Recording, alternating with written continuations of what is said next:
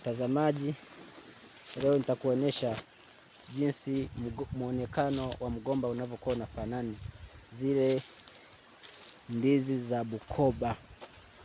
Ndizi za Bukoba huwa zinakuwa katika muonekano huu kwa upande wa chini. Sasa hapa nakuleta inakuwa hivi, majani yake ya ndizi ni haya.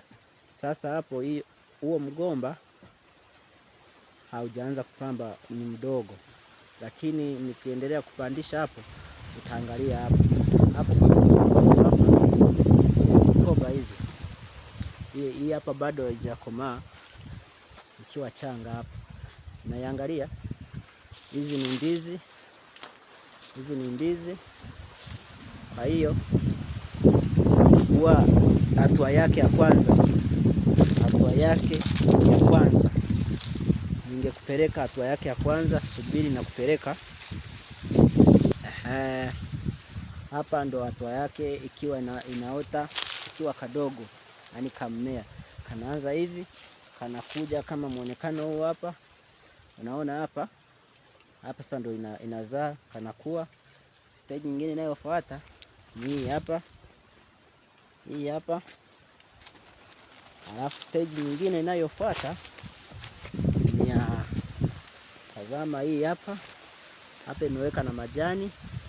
Stage nyingine inayofuata ni ya kuweka ndizi. Hapa unatazama, hapa imeweka ndizi. Sasa ndizi haijaanza kuonekana. Hii ni hatua nyingine ambapo ndizi inakuwa imefikia hatua ya kuinama ndizi. Sasa tukitoka hapa na kupeleka pengine ndizi inavyokuwa inaonekana. Baada ya ndizi kuinama, inakuja katika hatua hii hapa.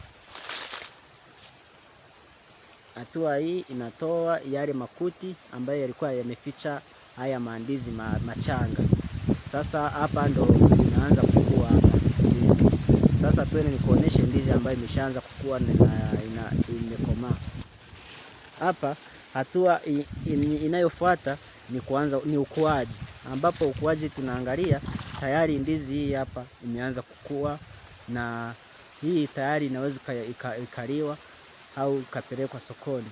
Unaweza ukatazama chane zake, unaweza ukatoa ukauza chane 2 3 kama kawaida.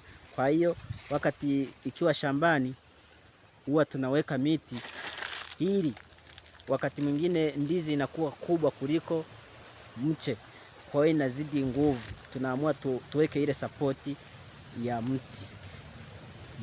Nitakupeleka sehemu nyingine, utashangaa. Nitakupeleka hapa ambapo niko nakupeleka, usitoke.